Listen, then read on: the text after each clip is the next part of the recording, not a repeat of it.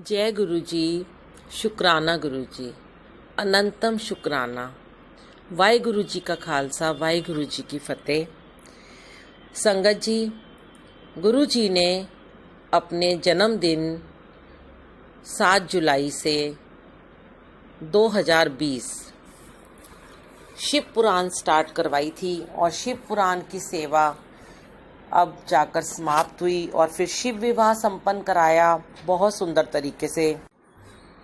और संगत जी, शिव पुराण समाप्त होने से एक हफ्ता पहले गुरु जी ने मुझे बंगला साहब गुरुद्वारे भेजा, जो कि मेरे पापा का वाहिगुरु जी का गुरु नानक देव जी, श्री गुरु नानक देव जी का घर है। और फिर मेरे मन में अमृत वेले में ये थॉट डाला कि अब गुरु नानक देव जी की साखी को भी सुनाकर यूट्यूब पर ऑडियो में डालो। देखिए हमारे गुरु जी कितने प्यारे हैं, हमेशा खुद तो पीछे रहते हैं। पहले शिव जी की शिव पुराण सुनवाई, अब श्री गुरु नानक देव जी की साखी सुनवाने को कह रहे हैं। तो ये सेवा मैं गुरु जी के सामने बैठकर, वाहिगुरु जी के शिव जी के सामने बैठकर करना चाहती हूँ। गुरु जी ने इस सेवा के काबिल समझा है तो मैं ज़रूर ये सेवा करूँगी और आपके सामने जन्म साखी श्री गुरु नानक देव जी की प्रारंभ करने जा रही हूँ।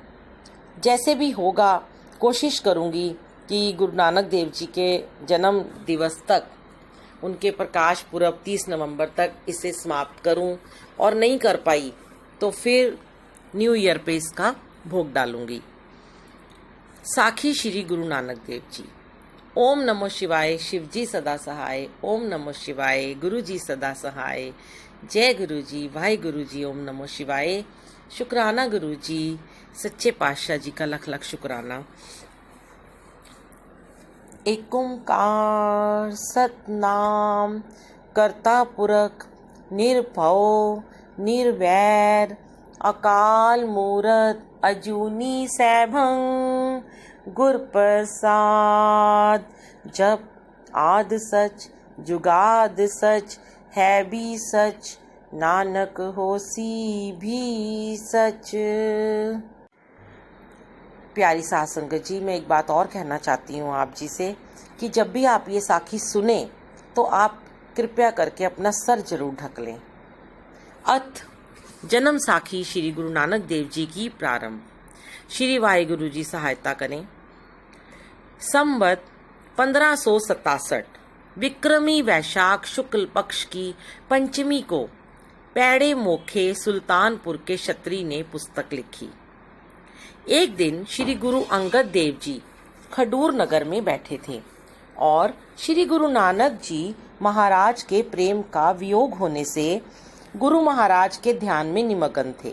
उस समय श्री गुरु अंगद देव जी के हृदय में विचार हुआ कि मेरे परम पूज्य श्री गुरु नानक देव जी महाराज पूर्ण ब्रह्म रूप पुरुष थे। गुरु जी में तथा परमेश्वर में भेद नहीं है। अब मुझे किसी ऐसे सिख की आवश्यकता है जो पूज्य गुरु जी की कथा सुनाए। उस समय भाई बुड्ढा जी, जो गुरु अंगद देव जी के निकट ही विराजमान थे, कहने लगे, हे गुरुदेव, इस प्रकार का सिख तो बाला संधू है, जो तलवंडी राय भोए में निवास करता है, और एक भाई मर्दाना है। यह दोनों गुरु नानक जी के साथ रहा करते थे। इन्होंने गुरु लीला देखी है। आप उनको निमंत्रण दें, वह आपको गुरु कथा संपूर्ण सुनाएंगे। यह सुनकर गुरु अंगद देव जी ने बाले का ध्यान किया। उस समय भाई बाला अपने नगर तलवंडी में बैठा था तथा गुरु नानक देव जी की कथा सिखों को सुना रहा था।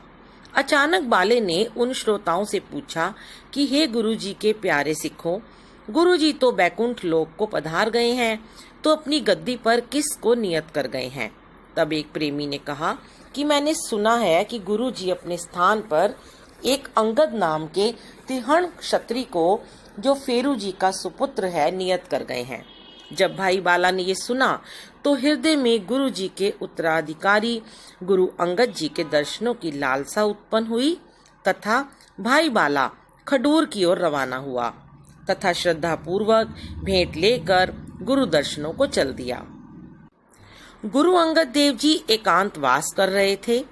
बाला पूछता हुआ गुरु जी के निकट उपस्थित हुआ। गुरु अंगद देव जी ध्यान अवस्था में थे। गुरु जी के चरणों में भाई बाले ने नमस्कार किया। गुरु जी ने बाले को उचित स्थान पर बैठने का संकेत किया। फिर गुरु जी बाले के साथ वार्तालाप करने लगे।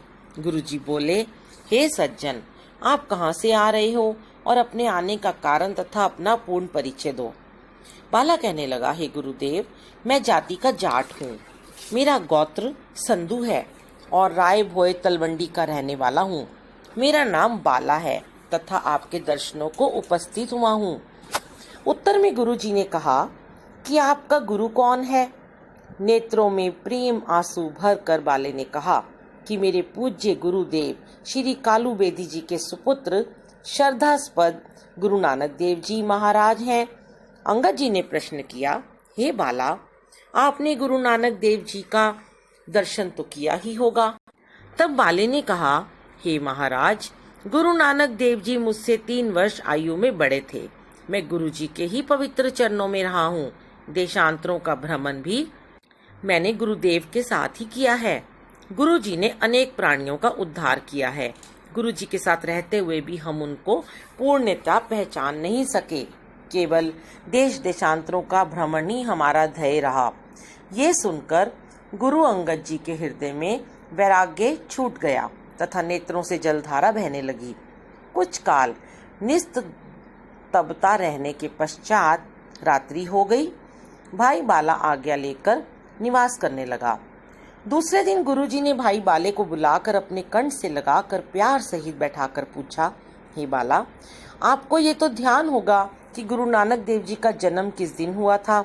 बाले ने हाथ जोड़कर कहा, हे महाराज, मुझे अच्छी तरह स्मरण नहीं, अपितु लोग कहते थे कि श्री गुरु नानक देव जी का जन्म कार्तिक शुक्ल पक्ष की पूर्णमासी के दिन हुआ था। मैंने गुरु जी की जन्म पत्रिका श्री कालू जी गुरु नानक देव जी के पिता से देखी थी, जो पंडित हरदयाल ने लिखी थी। हरदयाल ने फलादेश कहते हुए कहा था कि ये बालक जो श्री कालू जी के घर उत्पन्न हुआ है, इसके ग्रह ऐसे हैं जिसे मैं अवतार कह सकता हूँ, अर्थात ये बालक गुरु नानक ईश्वर अवतार है।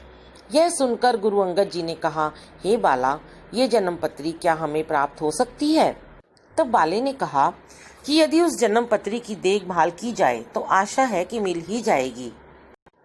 तब गुरु जी ने कहा, हे बाला, आप तो उसी नगर के निवासी हैं, सो इस कार्य को आप ही कर सकते हैं।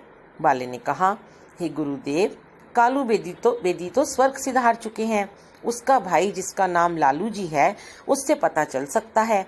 तब गुरु जी ने कहा कि ये काम आप ही कर सकते हो। बाले ने कहा कि एक पुरुष आपका यदि मेरे साथ हो तो हम दोनों लालू जी से प्रार्थना करें कि हे बेदी जी, आपकी तो अब वृद्धावस्था है तथा गुरु नानक देव जी की आप पर अत्यंत कृपा रही है। इस समय हमने गुरु जी के उत्तराधिकारी प्राप्त कर लिए हैं, सो कृपया गुरु जी की जन्म पत्रिका हमें दे दो। गुरु जी के उत्तराधिकारी का शुभ नाम श्री गुरु अंगद देव जी है तथा खडूर में विराज रहे हैं। श्री गुरु नानक तथा श्री गुरु अंगद में कोई अंतर नहीं है। हे लालू जी, प्रेमी जनता के कहने से गुरु अंगद जी ने पत्री लाने का कार्य मुझे सौंपा है। कृपया गुरु नानक देव जी की जन्म पत्रिका आप मुझे दें। इस प्रकार मैं लालू जी से आग्रह करूंगा। आशा है कि इस सेवा कार्य में मुझे सफलता प्राप्त होगी। यह सुनकर अंगद देव जी ने प्रसन्न होकर कहा कि आप जिसको अपने साथ ले जाना चाहें ले जाएं। तब बाला ने कहा कि जिसे आप उचित समझे मेरे साथ भेज दें। तब गुरु जी ने एक जाट जिसका नाम लाले पुन्नू था बुलाया और कहा कि भाई, आप इस बाला जी के साथ जाएं तथा तलवंडी से श्री गुरु नानक देव जी की जन्म पत्रिका ले आएं। यह सुनकर लाले पुन्नू ने कहा कि हमारे अहोभाग्य हैं जो हम श्री गुरु नानक देव जी महाराज की जन्म पत्रिका दर्शन करेंगे। ये हमें गुरु जी का ही दर्शन होगा। यह कहकर बाला और लाला पुन्नू तलवंडी में आए और महिता लालू के पास आकर प्रार्थना की कि आप कृपया गुरु जी की जन्म पत्रिका हमें दे दीजिए, क्योंकि पत्रिका श्री गुरु अंगद देव जी ने मांगी है। हमने सदगुरु नानक देव जी के उत्तराधिकारी प्रयत्न से पाए हैं। ये सुन लालू ने कहा कि गुरु नानक जी की जन्म पत्रिका मेरे पास नहीं है। तब बाले ने कहा कि आप कालू जी के भाई हैं। पत्रिका को घर में देखो, क्योंकि कालू जी और माता जी तो बैकुंठ को सिधार गए हैं। अब तो केवल आप ही इस घर में हैं। तब लालू जी ने कहा, हे बाला, इस नानक देव जी का एक तू भी मित्र है। गुरु नानक की गद्दी पर तो बाबा श्री चंद जी हैं और तुम तो किसी और का ही नाम ले रहे हो जो अंगद कहते हो। बाला कहने लगा कि मैं सत्य कहता हूँ कि गुरु नानक जी ने स्वयं अपने कर कमलों से 5 पैसे और नारियल रखकर श्री अंगद देव जी को अपना उत्तराधिकारी नियुक्त किया था। इसलिए गुरु नानक जी के स्थान पर श्री अंगद जी एक गुरु हैं। बाकी श्री चंद जी की पूजा केवल प्रथम गुरु पुत्र होने के नाते ही होगी। तब लालू जी ने कहा कि भाई कालू और माता जी तो स्वर्ग सिधार चुके हैं, अब मैं घर में कहीं देखूंगा। यह कहकर लालू जी घर में इस पत्री को खोजने लगे। अनेकों कागज देखे। 5 दिन के पश्चात पत्रिका मिल गई, जो भाई को दे दी गई। लाले पुन्नू ने कहा, अब आप भी मेरे साथ ही गुरु अंगद के पास चलें। बाले ने स्वीकार किया। जब लाला पुन्नू और बाला चलने लगे, तब लालू जी ने कहा कि आप तो पत्री लेकर चल पड़े हो, मैं चाहता हूँ कि कुछ भेंट गुरु जी के लिए मेरी ओर से लेते जाएं। तब बालाजी ने कहा कि जो कुछ आप देना चाहें दें। तब लालू जी ने भेंट करने के लिए 5 पैसे और नारियल दिया और कहा कि बस यह मेरी भेंट होगी। यह मेरी भेंट मेरी ओर से गुरु चरणों में अर्पण करके श्रद्धा से नमस्कार करना तथा प्रार्थना करना कि यदि श्री चंद जी कुछ कहें तो धैर्य से काम लेना। उत्तर में बालाजी ने कहा कि आप चिंता न करें, श्री गुरु अंगद देव परम शांत स्वरूप हैं। ये कहकर बाला और लाला पुन्नू खडूर में वापस आ गए तथा श्री गुरु के आगे जन्म पत्री रखी। लालू जी को दी हुई भेंट रखकर नमस्कार किया। इस पर गुरु जी ने प्रसन्न होकर बाले और लाला पुन्नू को आशीर्वाद दिया और कहा कि तुम्हारे प्रयत्न से आज हमने श्री गुरु नानक देव जी का दर्शन प्राप्त किया है। नानक देव जी की जन्म पत्रिका को नेत्रों से लगाया और सिर पर धरकर सम्मान किया। जब पत्रिका देखी तो उसके अक्षर हिंदी में देखकर कहा कि कोई ऐसा पुरुष हो जो दोनों में लिख सकता हो। यह सुनकर एक पुरुष जिसका नाम महिमा खैरा जाट था, जिसके घर में गुरु अंगद देव जी निवास करते थे, वह कहने लगा कि सुल्तानपुर में पैड़ा मोखा क्षत्रिय है जो दोनों प्रकार के अक्षर लिख पढ़ सकता है। तब गुरु जी ने कहा कि उसको जरूर यहाँ लाना चाहिए। तब महिमा गुरु जी की आज्ञा से सुल्तानपुर गया और पैड़े मोखे को लेकर आ गया। उसने गुरु चरणों में प्रणाम किया। गुरु जी का आशीर्वाद लेकर उसने गुरु नानक जी की जन्म पत्री देखी। उसने उस प्रकार पढ़कर सुना दी जैसे कंठ होती है। गुरु अंगद देव जी बहुत प्रसन्न हुए। फिर आज्ञा दी कि ये जन्म पत्रिका आप गुरुमुखी अक्षरों में कर दें। तब भाई पैड़े ने कहा कि आप कागज कलम दवात वगैरह दें तो दास इसे गुरुमुखी में करने को तैयार है। गुरुजी ने कागज आदि मंगवा दिए तो वह जन्म पत्रिका लिखने लगा। बाले संधू का कहना है कि गुरुमुखी अक्षर श्री गुरु नानक देव जी ने बनाए तथा श्री गुरु अंगद देव जी ने इनका प्रचार किया। ये गुरु जी का एक बहुत भारी संसार पर उपकार है, क्योंकि संस्कृत भाषा का समझना साधारण जनता के लिए बहुत कठिन था तथा गुरुमुखी भाषा सुगम है। श्री गुरु नानक देव जी जानते थे कि कलयुग के जीव अलग बुद्धि होने से संस्कृत नहीं पढ़ सकेंगे। उन्होंने गुरुमुखी अक्षरों की रचना करके संसार का कल्याण किया है। गुरु जी ने गुरुमुख मार्ग निर्माण करके संसारी जीवों के कल्याण की गाड़ी उस पर चलाई। वे मोक्ष नर नारी इस मार्ग को अपनाकर मोक्ष को प्राप्त कर सकते हैं। गुरुमुखी भाषा सुगम कल्याणकारी मार्ग है, संदेह नहीं। धन्य गुरुदेव। जय गुरु जी, वाहे गुरु जी, ओम नमो शिवाय, शुक्राना गुरु जी।